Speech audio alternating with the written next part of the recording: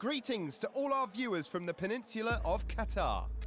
The spotlights that light up the Losail circuit are on, and any moment now the Motogp bikes will be revving their engines.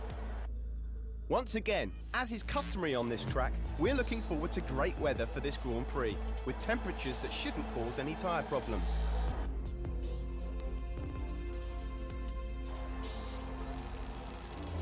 Live from the starting grid, where the cameras are lingering on the favourite riders for today. A few minutes to go and finally the spectacle will begin. Hello and welcome to the first episode of my Crutchlow 2019 Mod Championship at Qatar. So as I teased in my previous video that I was going to be doing a championship, obviously I didn't reveal the rider, but here he is, Crutchlow. I thought, why not? You know, it's a Honda, so it's a pretty good bike. He's British as well, so it's always nice to support the Brits. He is the last Brit, obviously, in Motogp now, because Bradley and Redding are gone, so I thought, why not? And if the Honda's good, you never know, he could pick up a couple wins this season. You could even have an outside shot at the title, really, I guess, if Mark and Lorenzo, you know, come into any problems, but I'm not 100% sure on that one, because obviously he is still injured as well. But I thought, yeah, why not be Crutchlow? So that all out of the way. It's a full season. If you haven't seen the previous video, it's also a 5-lap race for each race. I'm starting from the back. 120% AI, pro physics, just the usual sort of stuff from all my other videos. There's no, like, you know, rules where I have to not overtake on the first lap or anything. It's just a regular championship. Starting for last place and just trying to win it. So obviously Qatar isn't actually my best track, to be fair. Not a huge fan of it. If you've been watching for a while, you'll probably know that, and especially if you saw my videos when Motogp 18 first came out. Although if you haven't watched them, don't, because they are not very good. The riding in them, I mean. The videos themselves are probably okay. But yeah, Qatar, not one of my favourites. I have tended to struggle here in the past, so maybe the AI can get off to a bit of a flying start in this championship, but you never know. We might be able to come through and win, but we will find out shortly. There's a very long warm-up lap here, almost 2 minutes. In fact, I think it is about 2 minutes long, so sorry if it gets too rambly. You can see the RI helmet. I will be changing that to HJC as soon as there's a livery made for it. But at the minute, it's going to stay as RI, because obviously he's joining HJC helmets, I believe, next season. If I'm 100%. Like, if I'm 100% correct on that, I mean.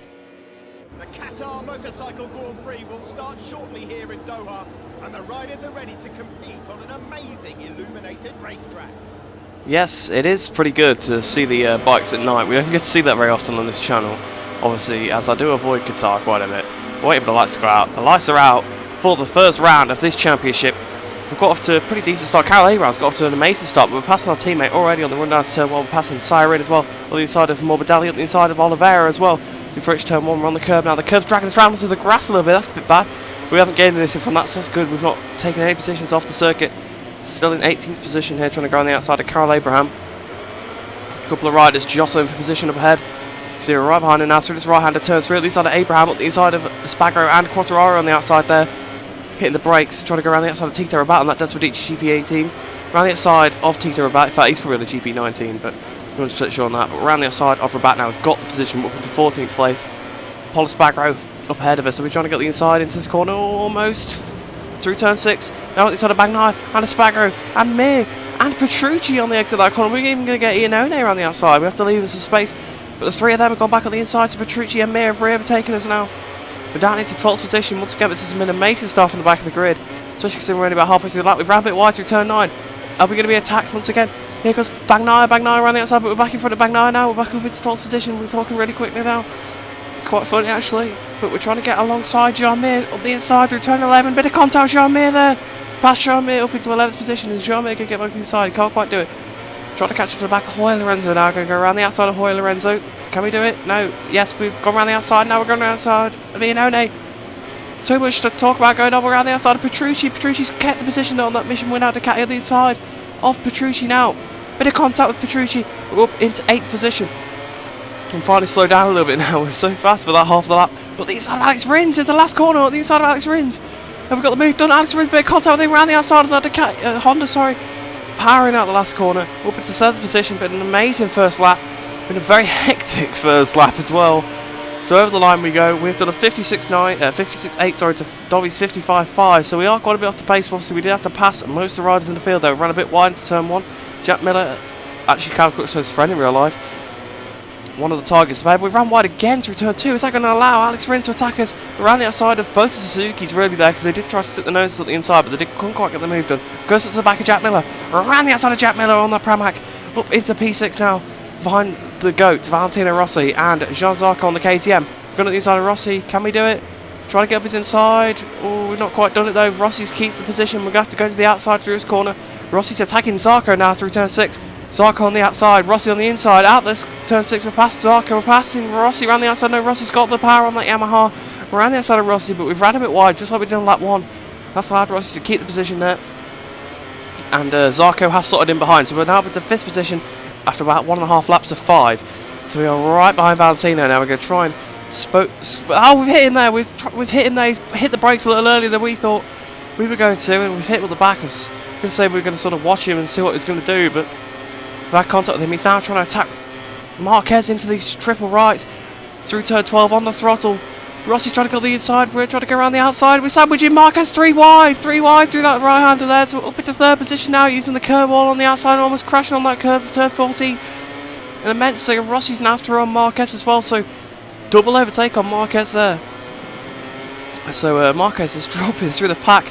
We have now got a bit of a gap to Maverick Vinales and Andrea Dovizioso, so we've finally got some time to breathe. That has been a hectic first 2 laps, so apologies if you couldn't tell what I was saying through some of that. I wouldn't blame you if you weren't able to tell. It was very exciting. So we're coming up towards the line now. We've done a 50.050, so pretty quick lap there. We're only half a second off Vinales. We hit the brakes turn 1. We closed a massive amount to him, but we missed the apex quite a bit. But we actually have gained time overall from that. You can look at the tyre wear now. The tyres are about half gone. Well, I'd say probably about a third, maybe not quite a half yet. Marquez and Rossi still battling, you can see on the indicator. Well, we've cut that corner a little bit, so that's not too good. That's probably our first real mistake of the race. Obviously, we have run wide a couple of times, but we're closing up to Vinales now through turn 4. We are right behind Maverick, running it round through turn 5, straight back on the throttle. We're definitely closing on him now. Are we going to have an attack into turn 6, up the inside, into turn 6? We'll let off the brakes. We've got the move done. Maverick's turning in and he's down. Maverick's down. He's forced on the curb a little bit. The weird physics of the curb. But unfortunately, Maverick Vinales has gone down after turning in on us. So here it is from a TV angle. We've gone up the inside, fully in front. Contact's made. Bam, he's down. Not really a lot I could do about that. Come on board with Vinales as well. You can see I sort of got the inside. He just carries on turning in and he just crashed into me. I mean, I'm not sure what else I could have done. Do let me know if you think that's my fault or not. I don't think it is, but I know I'd be happy to sort of accept that if everyone else thought it was. But I'm fully in front here and he carries on turning. In fact, he turns in sharper and he hits me. I mean, nothing I could do. Absolutely nothing. And that down Vinales goes, but we're cutting back live with the action now. We are still behind Andrea Dovizioso on lap 3 of this Qatar Grand Prix. And once again, that mission win out Ducati looking beautiful in the distance there. It's definitely my favourite Ducati livery for quite a while. It's been a bit decisive, but yeah, the community have been quite split on it, I feel. But I definitely enjoy it. I really like it. It's my favourite one for a long time. But we are closing up to the corner where we passed. Well, we tried to pass Marquez last lap. And then here's the corner where we actually pulled off the move. There we go. And through turn 13. We're closing right to the back of Dovi. We've got it to the inside. Dovi's turning in. He's pushing on the curb. We've pushed Dovi back off the curb. So that was a bit of a kerfuffle there. We were going at the inside. Dovi started to turn in more. Pushed us up onto the high part of the curb. We hit the high part. That's going to push us back off the curb. And we pushed him wide. So it's a bit unfortunate there. But we have got the lead. The only reason it's unfortunate, it's a bit of a harsh move. But he's still right behind us. So maybe he could out-drag us on this straight. Because obviously he is on a Desperate GP19. We are on a Honda, which is the RC13V, I think. I could be getting that wrong though. We're hitting the brakes now for turn 1. We've missed the apex by a mile, almost to the outside of the circuit. That's going to allow Dovi to catch up. We're running the high line, the berm line, I suppose you'd call it. Let's try and get more. Oh, he's close right up his return 2. He almost hit us at the back there. Dovizioso getting feisty here, and almost again through turn 3. But we tried to escape through turn 3. You can see there's a little bit of a gap on the minimap now. Hit the brakes for turn 4, so we goes quite a bit up here. And Maverick Vinales got a 3/10 lead on Andrea Dovizioso now. Quartararo having a scrap with Oliveira a bit further down. But yeah, that was pretty intense, not going to lie.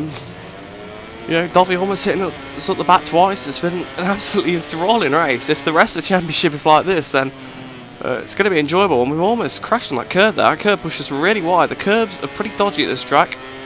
We've had a bit of a scrappy lap so far. We're stuck on this curve on the outside. They're narrow and wide, so we're 4/10 in front, but I'm sure that lead's going to come down. Dovi's actually staying pretty close because all these mistakes are making. In fact, he's definitely within range, and we've ran wide again. Back onto the circuit though. Dovi's right behind us now. Lorenzo down in 11th place, passing Dovizioso. Sorry, not Dovizioso, Iannone. Get my Andreas mixed up here. Using up all the road we can. Oh, almost crashed on that curve as well. We're pushing his limits with these curves, especially with these worn tyres. We've got about 2/3 worn on the rear and about half on the front, so you can tell that we're definitely, you know, aggressive on the throttle, especially with this Honda trying to get the most out of it. I mean, it's a pretty powerful bike, to be fair. Hitting the brakes the last corner, turn 16. He's in first gear quite a bit actually, if you notice. But out the last corner, we're coming flying towards the line. We're about to start the final lap. We've still got a bit of a lead to Dovi, but if we make too many mistakes, this could be it. So Nakagami passes Morbidelli, but it's Crutchlow, Dovi and Rossi, the top 3, and 6/10 ahead of Dovizioso there. Mir up into 4th position, passing Marc Marquez. Joan Mir, the rookie on his debut, up into 4th position. Oh, almost crashed like that curve. The front wheel came up. We were basically off the bike there. I'm not sure how the game hasn't made us crash there, but you know, the curb physics are proper weird at this circuit. Hitting the brakes. We're 7/10 in front of Dovizioso now. But I can't get over the fact Jean Mir has just taken 4th position away from Marc Marquez. If we're looking there, I mean, I haven't seen an update, but Iannone, again I get my Andreas mixed up. Iannone and Lorenzo battling. I just automatically assumed that Lorenzo, you know, be at the front battling with Dovizioso, but obviously he's not, because his performance is quite poor in this game for some reason. But there should be a patch to try and update it to Sepang test results, which, you know, is going to be a bit difficult because Lorenzo is going to be missing that test, but we can maybe try and sub him in for where he was in Valencia instead. So I have thought it through. It's alright. Or Valencia or Jerez actually. We'll try and find an average of those two and then put him there. But through turn 12 now again, really stepping on Mark with these curves. We're lucky that they haven't bit back yet, really. Using all the road, we now got a 1.1 second lead to Dovizioso. The tyre wear is really running out, so that's probably why I'm starting to sort of run wide. If you notice, I don't usually use tyre wear because I think it's quite broken and the AI have an advantage. But if I thought it's got to be fair in the championship, because I could probably win most of the races and win the championship, so I've got to make it fair. Got to, you know, turn the tyre wear on, turn the damage on, you know, all that stuff. But out the last corner, we're going flying towards the line now. We are going to win the first race of the season in Qatar as Cal Crutchlow. So I leaded the championship after that first round, so that's absolutely amazing. So we're just cutting on to a couple of, another sort of view of the Vinales crash. You can see he didn't actually see me coming from his front cam, but yeah, and here's the race-winning overtake as well, up the inside of Dovizioso on the curb, up into first position. I think we're going to look at it from Dovi's angle. Yeah, we are. So you can hear me coming now up the inside, pretty clean move. Dovi turned us onto the curb, but we weren't having any of it, and we got up into first position. Before we go to see the party at the podium, let's take a look at the MotoGP class final results. Yes, so let's take a look at the MotoGP class final results. We won by 7.5 tenths to Dovizioso there, and 1.9 seconds to Rossi in third, and John Mir did lock down fourth by about 6 tenths to Marc Marquez in fifth. Petrucci had a bit of a bad day, obviously, compared to his teammate in sixth, Miller 7th, Vinales 8th, and Zarco 9th. So it's pretty good for the KTM. In 10th we had Alex Rins, and 11th Iannone, 12th Lorenzo, 13th Bagnaia, 14th Espargaro, 15th Oliveira, 16th Morbidelli, so a bit disappointing on that Yamaha, and 17th Aleix Espargaro. If we move on to the next page yet again, Rabat 18th, Siren 19th, Nakagami 20th, and Karel Abraham 21st, and rounding up the back of the grid, Fabio Quartararo in 22nd place, nearly 20 seconds off in a 5-lap race. Quite a poor performance if you look at some of these fastest laps for the AI here.